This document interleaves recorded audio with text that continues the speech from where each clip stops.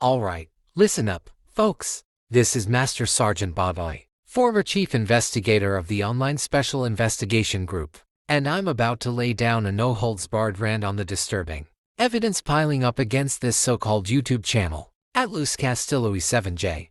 Buckle up, because what I've uncovered in my deep dive into this cesspool of digital nonsense is enough to make any seasoned investigator's blood boil. We're talking about a channel that's been active since August 2nd, 2025, barely a month old, and already it's waving red flags like a matador taunting a bull. Let's break this down step by step, and trust me, I'm not holding back. First off, let's hit the most glaring issue, that banner statement screaming, "I really loves grooming minors." Now, I've seen a lot in my time: cybercrime, harassment, you name it, but this is a gut punch. Grooming minors is a term that doesn't just trip over the line, it obliterates it. YouTube's community guidelines are crystal clear: no exploitation, no harm to minors, period. This isn't some edgy joke or a typo that can be brushed off with a chuckle. The grammar might be off a loves instead of love, but that doesn't dilute the intent. It's a deliberate provocation.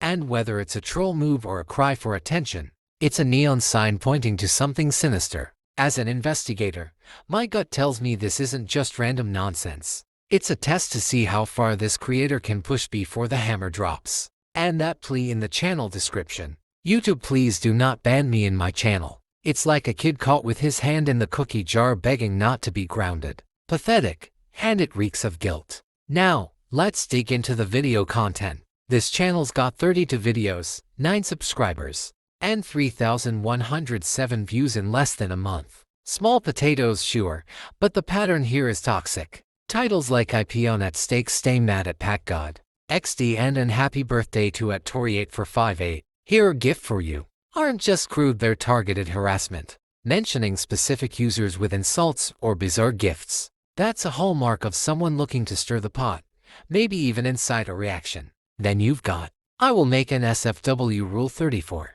emoji cat, and gacha heat. I hate all YouTubers and people." Hold up, an SFW and Rule 34. For those who don't know, Rule 34 is that dark corner of the internet where any character gets turned into adult content. And gacha heat is a notorious subculture of gacha club animations that often veers into explicit territory, sometimes involving childlike characters. This isn't just a red flag, it's a 5-alarm fire. YouTube bans this stuff outright. And if minors are the audience, likely, given the gacha style, it's a legal minefield. The creator's own admission of hating everyone adds a layer of spite that makes me wonder if they're daring the platform to act. The video descriptions and comments are another cesspool. "Best friend ever at _last_hope kiss at kaijubladxil. And I love you at MAKNZI1819. Kiss her." Sound like creepy fanfiction, possibly directed at minors if those usernames belong to younger users. Then there's the outright hostility. "He deserved no friends, no Mary, no dad, no mom, and no." And look like the loser Nathan Barnes cry about it, "Mr. Loser Bet ... which screams cyberbullying. This isn't creativity, it's a vendetta played out in public. And those real-life images, like the guy on the couch in "Come On Man, Caillou is come back Imangi ...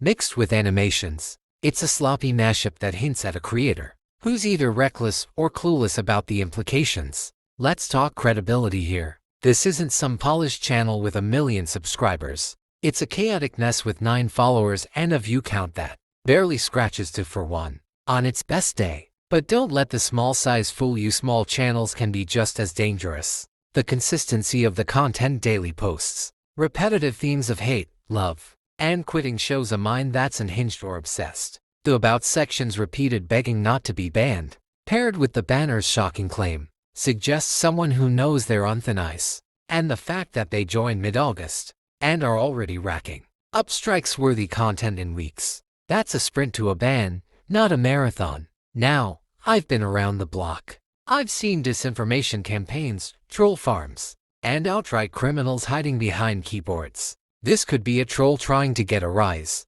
But the grooming minors line isn't a laughing matter, it's a legal tripwire. The establishment might say, it's just a kid messing around, but I'm not buying it. The pattern of an SFW hints targeted attacks and emotional instability points to someone who either doesn't care about consequences or is actively testing boundaries. YouTube's got algorithms and human reviewers, but they're not infallible. Look at the 85 fact-checking groups calling out their disinformation problem. Back in 2022, this channel's a ticking time bomb, and the platform's slow response could let it fester. So, what's the evidence stack look like? We've got a banner claiming intent to groom minors, intentional or not, it's a violation. Explicit mentions of an SFW and Rule 30 for content. Risking explicit material involving minors. Targeted harassment and bullying across multiple videos. A plea not to be banned, suggesting awareness of wrongdoing. A rapid posting schedule with consistent inappropriate themes. As an investigator, I'd recommend an immediate report to YouTube, a deep dive into the creator's IP and account history, and a cross-check with law enforcement if minors are involved. The web's got tools, reverse image searches, username lookups, but the raw data here is damning enough. This isn't about silencing free speech. It's about stopping potential harm. At Luis Castillo e7j, you've got a target on your back. And I've seen enough to know you're playing with fire. Time to face the music. Because the online special investigation group doesn't let this slide. Over and out.